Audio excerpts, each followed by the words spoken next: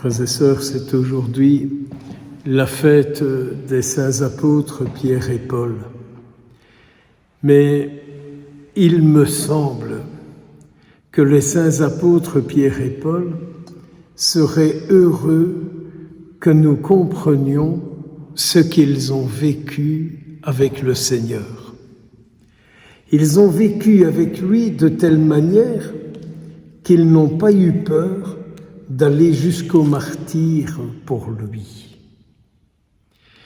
Et donc aujourd'hui, nous entendons combien le Seigneur est proche de ceux qui désirent vivre en sa compagnie.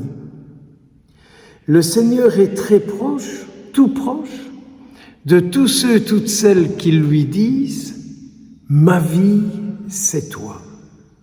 Mon chemin de vie, c'est toi. Ma raison de vivre, c'est toi. » À nous de répondre. Qui est notre chemin? Qui est notre raison de vivre? Et qui nous fait vivre? Et alors nous avons ce premier récit des Actes des Apôtres où nous découvrons que pour Jésus, Pierre est mis en prison. Et nous découvrons que Jésus est attentif à ce que vit Pierre. Jésus est attentif à ceux qui veulent vivre avec lui et qui se trouvent en prison parce qu'ils veulent le suivre. C'est sûr que nous nous rendons compte que dans notre suite du Christ, il y a parfois des prisons qui arrivent en nous et desquelles nous ne savons pas nous en sortir. Le monde dira « c'est comme ça », ou le monde dira « allez voir un psy bidule ». Et Jésus dit « non, je vais t'envoyer mon ange et mon ange te fera sortir de ta prison. Parce que je ne veux pas, dit Jésus, que ceux qui me suivent soient en prison. Jésus ne veut pas que ceux qui le suivent soient en prison. Est-ce que nous pouvons croire ça pour vous, pour moi et pour tous ceux qui participeront à l'écoute de cette homélie? À un point tel que Pierre ne peut s'empêcher de dire « Le Seigneur a envoyé son ange et il m'a arraché aux mains d'Hérode. » Hérode, celui qui est l'ennemi de Dieu. Le Seigneur envoie son ange auprès de chacun de nous afin que nous ne soyons pas pris aux mains de celui qui empêche Dieu d'être le tout de notre vie. Si nous pouvions retenir ça, le retenir, le méditer, en vivre, et nous ne serions pas des prisonniers, mais des hommes, des femmes libérés par les messagers que Dieu nous envoie.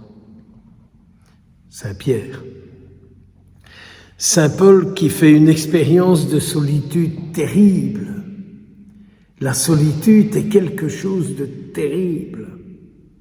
Saint Paul dit, mais ils m'ont tous abandonné, quoi.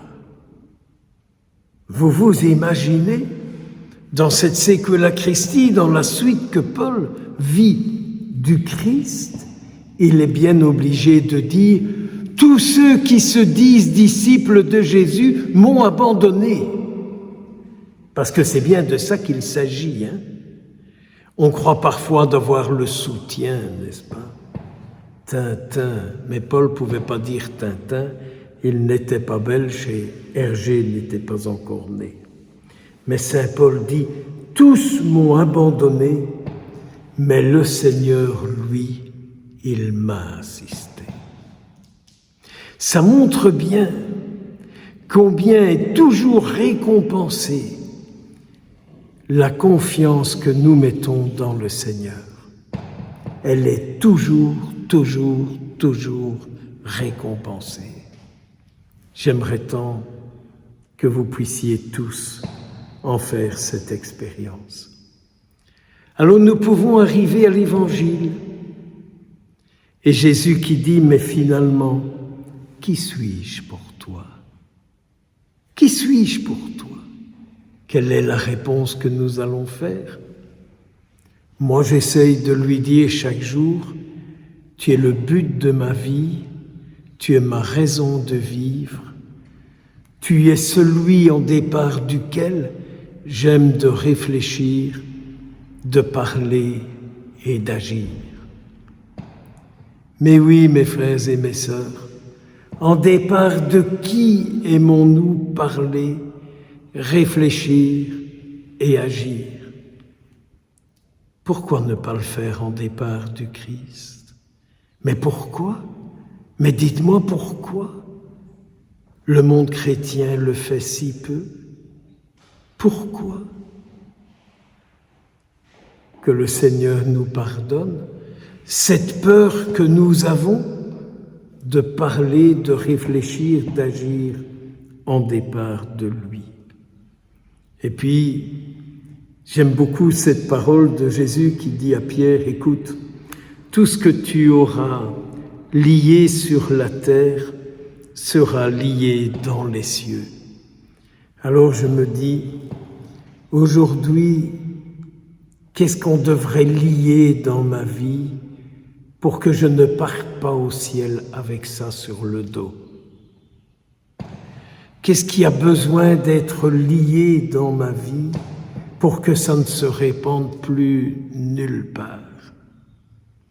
Un péché, un travers, une lourdeur dans le transgénérationnel, quoi d'autre encore que j'aimerais que dans ma vie ce soit lié pour que ça ne se répande plus nulle part.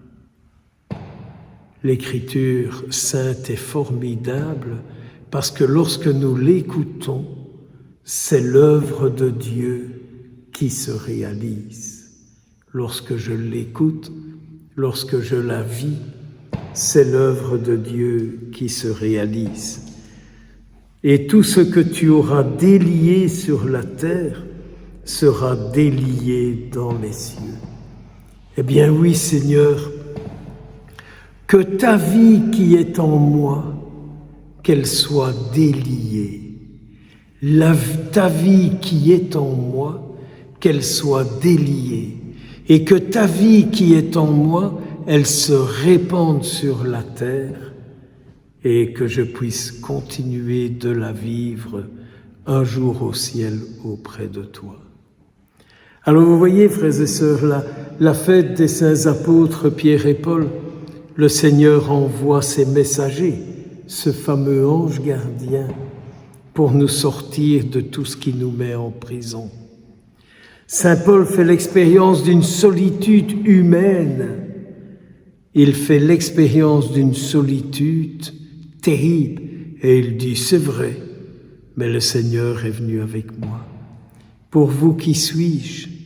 Ah, qui es-tu pour moi? Jésus, voilà, je te le dis, qui tu es pour moi. Eh bien, Seigneur, viens lier tout ce qui en moi ne produit rien de bien. Lie-le sur la terre, afin que je ne parte pas au ciel avec ça sur le dos. Mais tout ce qui est de toi dans nos vies, délie-le, Seigneur, afin que tu sois libéré à travers ma vie et qu'au ciel je sois avec toi pour l'éternité. Saint Pierre, Saint Paul, intercédez pour nous. Sainte Mère de Dieu, que notre désir soit toujours le désir du Christ. Amen.